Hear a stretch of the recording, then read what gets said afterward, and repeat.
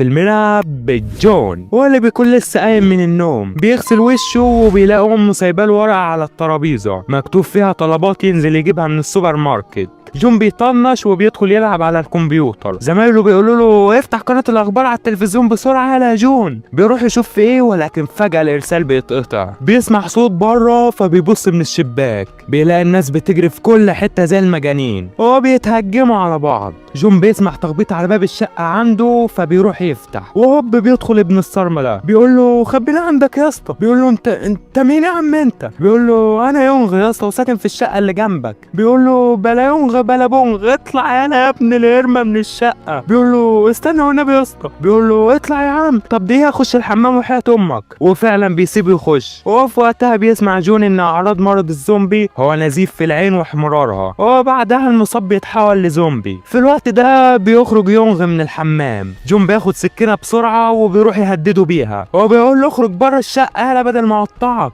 يونغ بيقول له يا اسطى ما تقلقش انا مش متصاب والله. وهوب بتبدا عينيه تجيب في دمه وبيتحول لزومبي، وبيروح يهجم على جون علشان يعضه، ولكن جون بيتفعل بره الشقه بسرعه وبيقفل الباب على اخر لحظه. بيبص من الفتحه اللي في الباب بيلاقي زومبي ضخم جدا بياكل فيه. بالهنا والشفا عليك يا قلب اخوك. جون بيخاف فبيجيب التلاجة وبيحطها ورا الباب علشان محدش يعرف يدخل. بعدها بيروح يجمع كل الاكل اللي في الشقة علشان يعرف الاكل هيكفيه لحد امتى، ولكن بيلاقي الكمية قليلة فبيقول يا ريتني كنت سمعت كلامك ياما ونزلت جبت الاكل من السوبر ماركت. بعدها بينام وبيصحى تاني يوم، هو بيفتح يشوف دساس نزل فيديو جديد ولا لا. بياخد له لفة في القناة وبعد كده بيخش على الانستجرام، بيلاقي الناس مصورين نفسهم وبيطلبوا المساعدة، فبيقرر يعمل زيهم يمكن الحكومة تنقذه. بيجي ينشر الفيديو بيلاقي الشبكة قطعت، فبيشغل دماغه وبيثبت التليفون على طيارة درون وبيطيرها في الجو، وفعلا بيلقط شبكة والفيديو بينزل. وبيكون هيتصل على اهله علشان يطمن عليهم، ولكن على حظ الدرون بتفصل وهي في الجو على الطلاع عيل منحوس وكعبه ناشف. المهم جون بيدخل ينام وبيصحى في نص الليل على صوت زعيق في الشارع. بيبص من الشباك فبيلاقي شرطية بتحاول تهرب من الزومبي. جون بيحاول يساعدها فبينده على الزومبي وبيقول لهم يا رجب يا حسين طب يا حسنين سيبوها في حالها يا اولاد الهرمه، ولكن ما بيسمعوش الكلام وبالهنا على قلوبكم يا حبايبي. وفي الوقت ده بيسمع جون صوت جاي من عند الباب،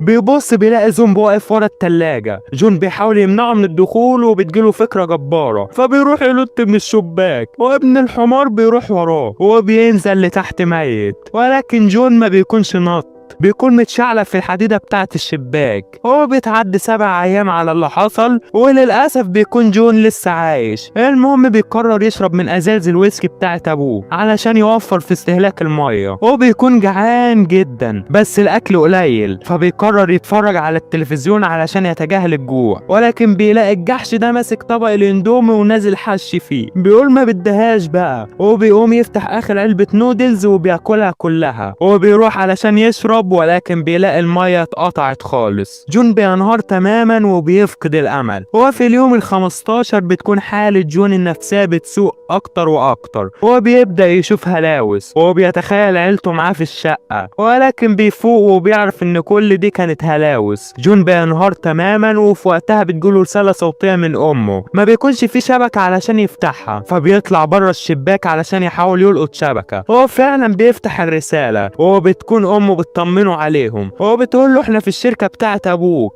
وهوب في زومبي بيهجم عليهم وبينهيهم. جون بيكون في منتهى الصدمة وبينهار من العياط وبيكسر في كل حاجة في الشقة، وبياخد الحديدة دي وبيجمد قلبه وبيطلع من الشقة وبيخلص على اي زومبي يقف في وشه، ولكن بيبص بيلاقي جيش مستنيه في اخر الطرقة فبيلف وبيرجع تاني. طب على ايه الشبحانة من الاول يا برنس؟ انت فاكر نفسك دساس ولا ايه؟ المهم بتعدي الايام وبنوصل لليوم ال20 وجون بيفتح اللاب وبيصور فيديو الوداع وبيقرر ينهي حياته. قرار سليم يا جون يا اخويا، اتكل على الله يلا وما تقولش هم. وفعلا بيلف الحبل على رقبته وبيكون خلاص بيودع، وهوب حد بينور بالليزر وبيشاور له على كلمة نو، فبيقطع الحبل بسرعة قبل ما يموت. وبيبص من الشباك يشوف مين، فبيلاقي المزة دي. جون بيكون في منتهى السعادة لما بيلاقي اخيرا حد عايش، فبتكلمه بلغة الاشارة وبتطلب منه ما يطلعش صوت علشان الزومبي، وبتقول له يقابلها بكرة في الشباك الساعة 7. فبيروح جون ينام وهو مبسوط. في وقتها البنت بتكون قاعدة في شقتها ومجهزة اسلحتها اللي صنعتها بنفسها علشان تكون مستعدة للزومبي لو هجموا على بيتها، وبعدها بتنام. وتاني يوم بيصحى جون من النوم، ولكن بيلاقي الساعة بقت 11. بيبص من الشباك وعلى حظه البنت بتظهر، بتقول له الساعة 11 يا مدهول. فبيعتذر لها على التأخير، وبيكتب لها اسمه على التليفون علشان يتعرف عليها، وهي كمان بتكتب له اسمها واللي بيكون اسمها بين. في وقتها بين بتسمع صوت في الشقة، فبتقول له الساعة 7 ماشي، وبتقفل الشباك وبتروح تشوف في ايه. فبتلاقي زومبي دخل الشقة ولكن وقع في الفخ اللي هي عاملاه. بين بتستجمع قوتها وبتفجر له الجمجمة. وعلى بالليل الدنيا بتمطر، فبيطلعوا الاطباق والكوبايات اللي في البيت علشان يتملوا. وتاني يوم على الساعة 7 بيطلع جون علشان يقابل بين، فبتلاحظ ان هو جعان جدا، فبتفهم ده وبتقرر تبعت له اكل. بتحاول تبعت له كورة مربوط فيها حبل، ولكن الخطة بتفشل والكورة ما بتوصلش. جون بتجيله فكرة، فبيطلع درون وبيكون رابط طرف حبل فيها والطرف التاني في الشباك، وبيطيرها على هناك. وفعلا بتبعت له شوية اكل،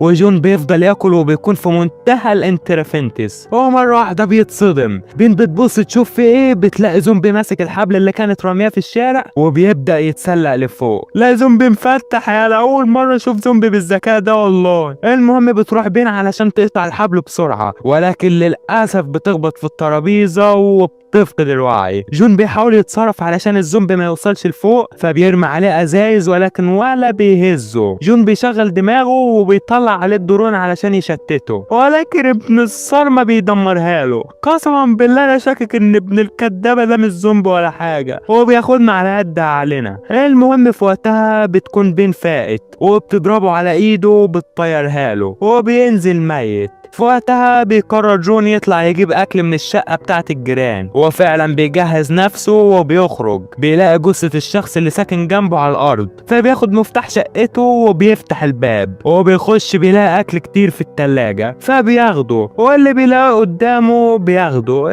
السماعة شغال، جاكيت شغال، شيل يا معلم براحتك، الشقة شقتك. بيلاقي جثة على السرير، فبيفضل باصص لها شوية، وهوب في زومبي بيهجم عليه. فبيستعمل جون الجثة كدرع ليه علشان يحمي نفسه، وبيقدر يهرب من الزومبي. وبيرجع على شقته بسرعة وبيفتح الأكل وبيفضل ياكل وهو مبسوط. وبعد كده بيجيب شنطة وبيحط فيها أكل وجهاز لاسلكي وبيبعتهم لبين. وتاني يوم الصبح بين بتتكلم معاه عن طريق جهاز اللاسلكي وبتشكره على الأكل، وبيتكلموا شوية وبيتعرفوا على بعض أكتر. وفجأة بيسمعوا صوت دوشة، بيبصوا فبيلاقوا عدد كبير من الزومبي داخلين العمارة اللي موجود فيها بين، لأنهم سمعوا صوت جاي من هناك. بيحاولوا هما الاتنين ما يعملوش صوت، ولكن بين بتوقع الترابيزة دي بالغلط. فالزومبي بيسمعوها وبيكونوا خلاص داخلين على شقتها، ولكن جون بيتصل على تليفون شقة حد تاني في نفس العمارة اللي هي ساكنة فيها. فبيروحوا الزومبي كلهم على الصوت وبيتفقوا هما الاتنين ان هما يهربوا. فبتقول له ان هي هتقابله في الدور الثامن، وبتقول له انا براقب الدور ده بقالي فترة وما شفتش فيه اي زومبي. وبتقرر بين تكسر خوفها وتنزل من الشباك بالحبل، وفعلا بتنزل، واللي بتقابله من الزومبي بتديله القاضية في الحتة الفاضية. وربنا البت دي خطيرة يا نجم، بتراوغهم احسن من اجدعها لعيب كرة في الملعب. المهم بتجري كتير، ولكن ابن الصرمة ده بيوقعها وبيكون خلاص هيعضها، ولكن بيحضر في وقتها جون وبينقذها وبياخدها من ايديها بسرعة. وبيروحوا يدخلوا العمارة وبيركبوا الاسانسير وبيوصلوا للدور الثامن، ولكن للاسف ما بيلاقوش ولا شقة مفتوحة. وفجأة بيهجم عليهم جيش كامل من الزومبي، ولكن جون بيعطلهم. وهوب باب الشقة الاخيرة بيتفتح، وصاحب الشقة بيدخلهم بسرعة وبيقفل الباب. بيقعدوا مع بعض وبيقدم لهم اكل وبيعرفهم ان فريق الانقاذ جاي وهيخلصوا من المعاناة اللي هم عايشين فيها دي. جون ما بيكونش مصدق نفسه من الفرحة وبياخد بين بالحضن. بعدها بشوية بين بتلاقي جون فقد الوعي، وهوب هي كمان بتروح وراه. اتاري كان حاطط لهم منوم في الاكل ابن الصرمة. تصدق بالله يا راجل يا عرة انت، انا كنت حاسس من الاول ان انت مش مظبوط اصلا يا اخي،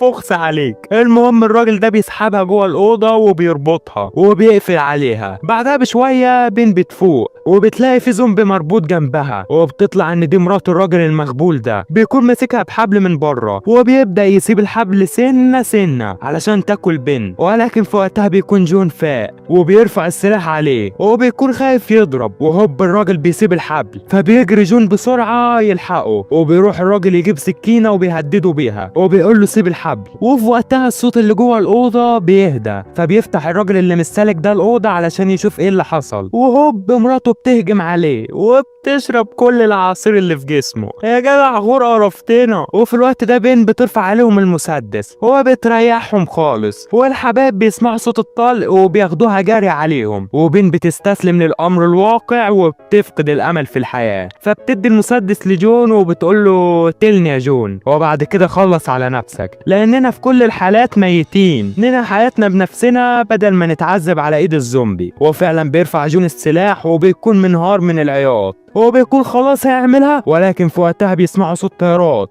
والامل بيرجع لهم من تاني، فبيروحوا يطلعوا على السطح علشان يشوفوهم من الطيارات. وفعلا بيطلع جون من الشقة واللي بيلمحوا بيمرجحوا، بتطلع بين وراه بالصدادة دي ورجعالة بيكسروا وشهم وبيطلعوا على السطح وبيقفلوا الباب. وللأسف يا نجم الهليكوبتر بتكون مشيت والباب ما بيستحملش كتير وبيتفتح، وبيفضل جون يضرب عليهم بالمسدس، ولكن للأسف الطلق بيخلص وبيكونوا خلاص الزومبي داخلين عليهم. ولكن في وقتها بتظهر الهليكوبتر من ظهرهم وبيخلصوا على كل الزومبي الموجودين، وبيطلعوا جون وبين على الهليكوبتر وبيطيروا بعيد، وبيكونوا هما الاتنين في منتهى السعادة. وهنا بينتهي الفيلم. اتمنى يا صديقي الجميل يكون الفيلم عجبك، فحط لايك يا ريت واشتراك لو نسيت، وفيديو جديد في الطريق. سلام.